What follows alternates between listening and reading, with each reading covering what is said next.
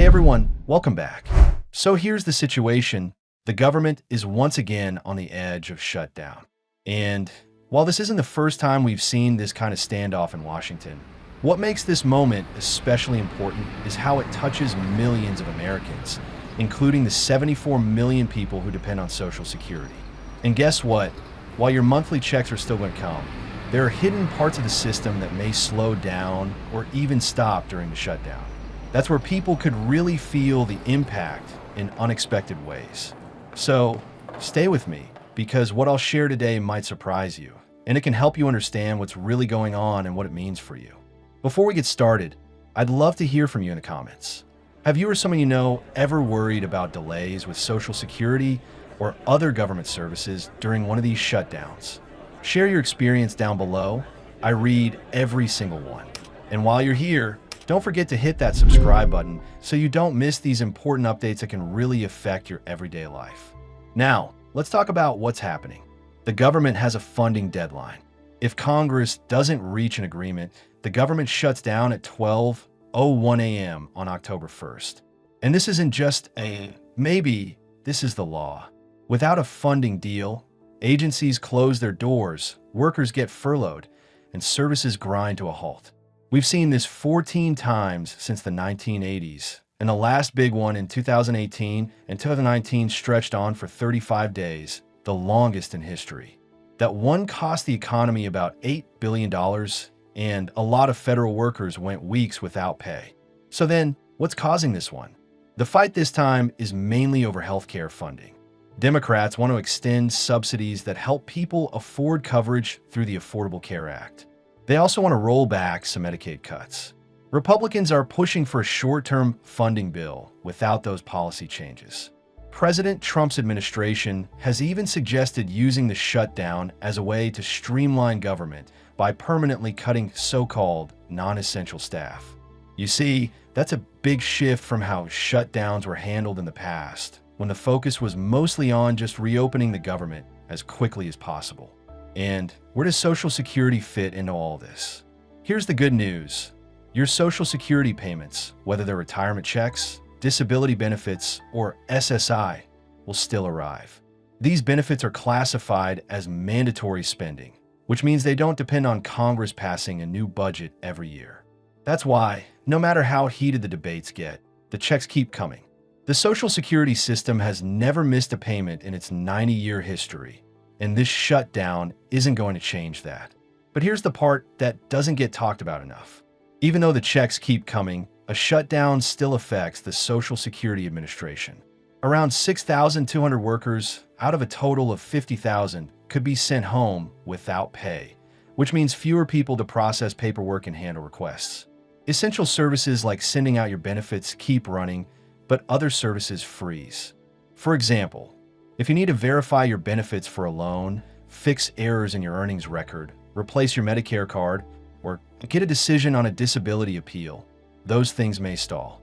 So yeah, while the core lifeline of Social Security stays steady, the support around it gets shakier. Let's take a real-world example. Imagine someone like Thomas in Iowa who depends on his monthly Social Security check to cover rent and prescriptions. He'll still get his payment, and that's a huge relief. But his wife, who just applied for disability benefits, might now wait months longer for her case to be reviewed. For families like theirs, that delay can mean real hardship, especially when every dollar counts. And this is what makes shutdowns so frustrating. On paper, the system works, but in practice, people still get caught in the middle.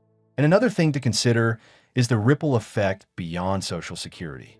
Veterans waiting on services, students applying for financial aid, even people trying to visit national parks, all face delays or closures. Federal contractors and small businesses that rely on government contracts can lose income they never get back. Economists warn that the costs stack up fast.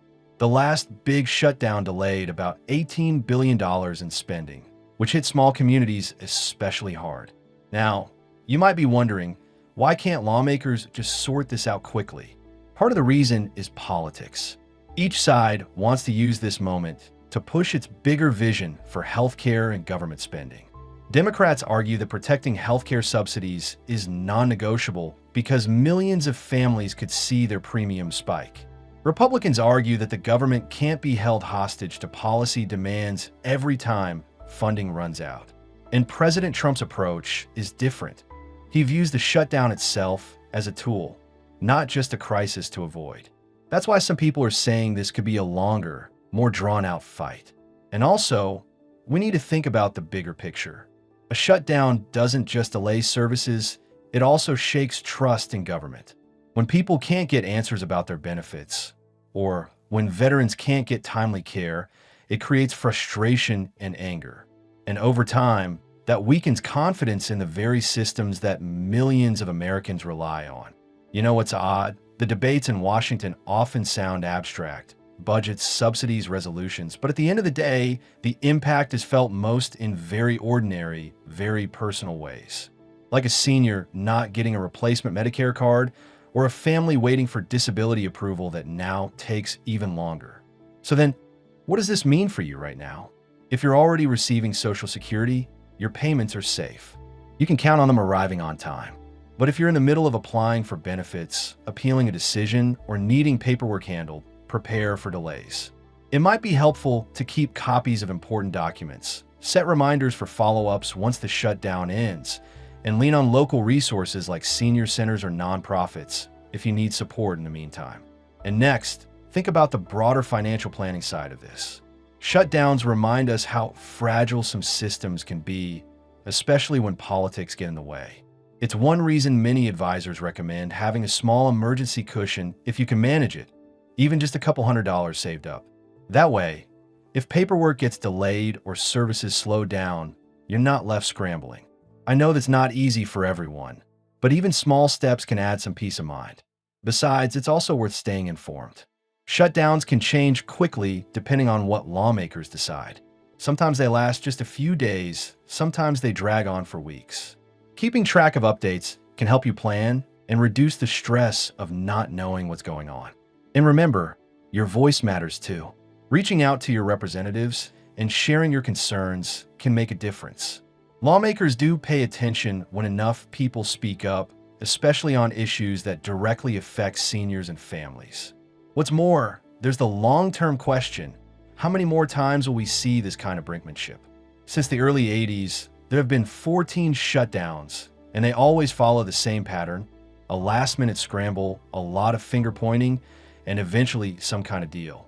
But each time, it erodes a little bit more confidence in the process. And that's something we should all think about, because trust in institutions is hard to rebuild once it's lost. So, as we wait to see what happens, remember the main takeaway. Your Social Security checks will still arrive, that lifeline stays secure. But the support services around it may slow down, and the longer the shutdown lasts, the more frustration builds. It's a stressful time, but knowing what to expect can make it a little easier to manage. If you found this helpful, make sure to subscribe so you don't miss the latest updates, and share this with a friend or family member who might be worrying right now. And I'd love to hear from you. How do you feel about these shutdowns? Do they make you lose confidence in the system? Or do you just see them as part of politics as usual? Drop a comment below, because your stories help everyone realize they're not alone in this.